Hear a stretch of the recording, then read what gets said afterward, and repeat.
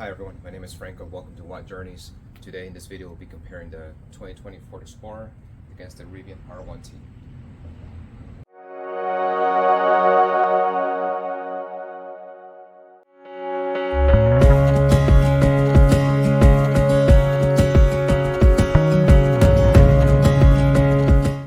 Today this vehicle will be sold, so might as well make a comparison between these two vehicles and get an idea of why I went from the Explorer to the R1T. Stay tuned.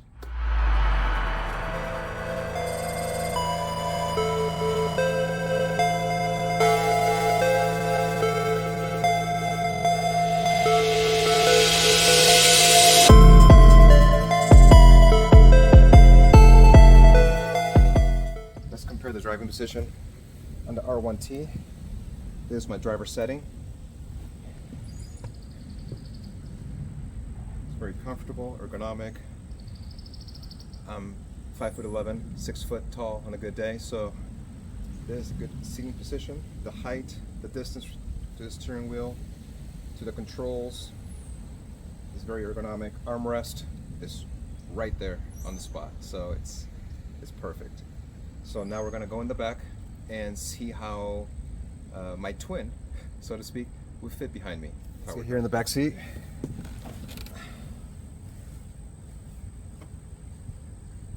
This is great. Look at that. This is about, I don't know, 6 inches, 7 inches. Knee to the backrest. There's room under the seat to stretch a little more. This opens. This is nice. Put my tablet here. Watch Cocomelon, right? Has a USB-C charge port there. Everything is good. The only downside, which I don't expect from any truck, is that the second row seats, they don't recline like the Explorer, so or many other SUVs. So they don't recline, and that's okay. I mean, it's a truck. The R1S, on the other hand, it does recline. It's more maneuverable, so it's more comfortable in the second row seats. However, this here is more than I expected. Headroom is very generous. Let's see, it's about have this much gap before I hit my head on the roof. Before I purchased this truck, I was debating, well, before I even test drove it, I said to myself, and I told my wife, if the interior space is the same as the Toyota Tacoma, I'm not knocking on Tacoma, or Toyota, if this interior room is the same as the Tacoma, I will not get it. It'll be too small for me. I use carsized.com, and that's a website where I discovered it probably a week or two before I purchased this vehicle. You get a chance to select your two different vehicles, compare their sizes from the side view, front view, and rear view. And it also gives you a little bit more detail at the bottom of the page, and it was very useful in me making this decision. Now, when I went to test drive the vehicle, I sat in there, and the interior space, the first row, it was about the same as the Ford Explorer, which to me was a huge plus. That was a win. The second row, it's a little bit smaller than the Ford Explorer, but if I were to slide forward the second row seats in the Ford Explorer, I will have less room than I have here. So it's a give or take depending on what your needs are. Now that we're done here for now, let's hop onto the Ford Explorer and let's check out the spacing in the driver's seat and behind the driver's seat and see how it compares to the R1T. All right, let's hop onto the Ford Explorer.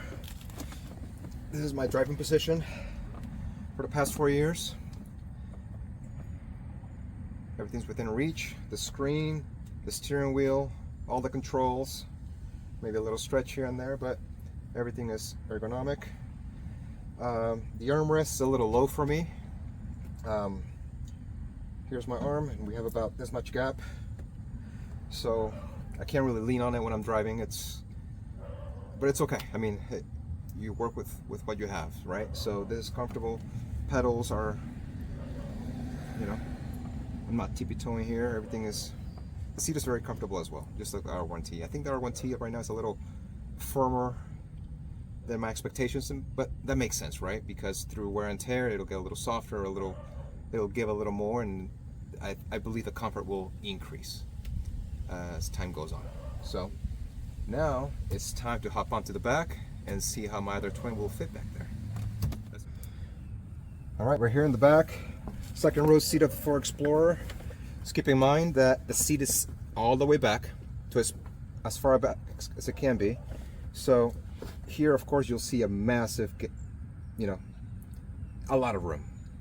And that's because I'm all the way back. The seats can recline, right? They can recline. That's comfortable. Now, like I mentioned earlier, if I were to slide this all the way forward,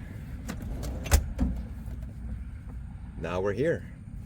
I'm one finger width away from touching the backrest. I can recline as far back as it goes. All right. So let's find the happy middle. That's all the way back. So let's go here. So the room here's pretty good. It's about the same as the R1T. And considering that the R1T is a truck and we have this amount of leg room in the second row, it's definitely above expectations. I do have to call out that the headroom and the width in the Ford Explorer is a lot bigger. Well, check that. Not a lot bigger, it's just noticeably bigger, more spacious, and that's okay. It's an SUV. The R1S is definitely bigger than the Explorer in the second row seat and third row seats from what I've seen, and I've sat in there and it's comfortable. This is comfortable and it has armrests. Look at that. And now that's right up to my elbow. That's comfortable. Unfortunately, I don't sit in the second row seats, right? The kids do. So the kids were comfortable here, they were comfortable there in the R1T.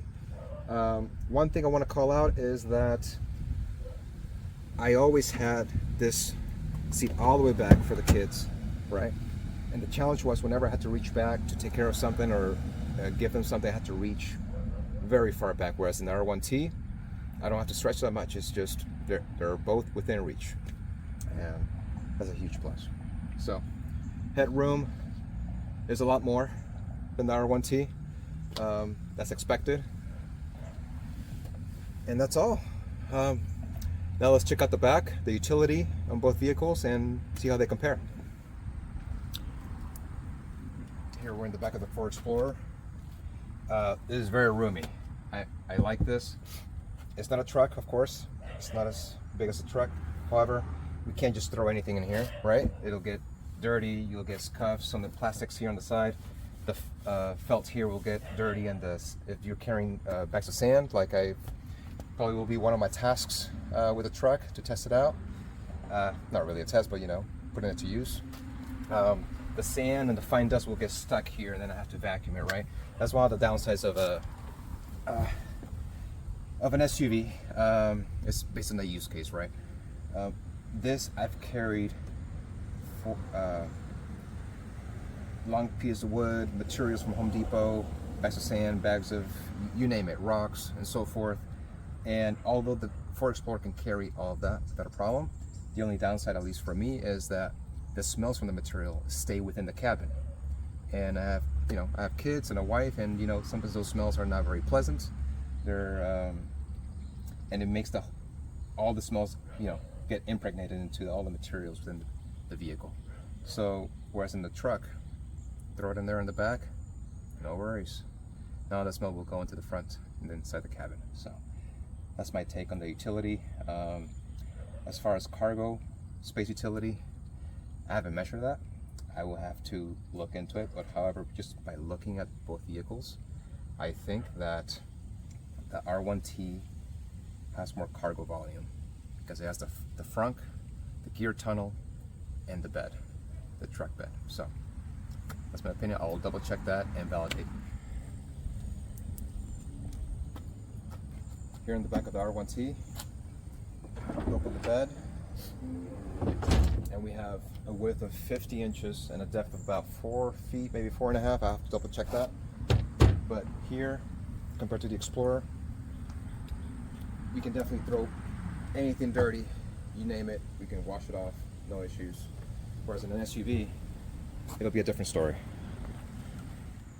Right now, both vehicles are on their lowest ride height, and the R1T is on Neo mode. You can see the ground clearance that we have. Moving over to the Ford Explorer. It's a little less ground clearance, would you agree? The Ford Explorer, this is 2020. It's a 2.3 liter 4-cylinder turbo, 300 horsepower, 310 pound-feet of torque, all-wheel drive.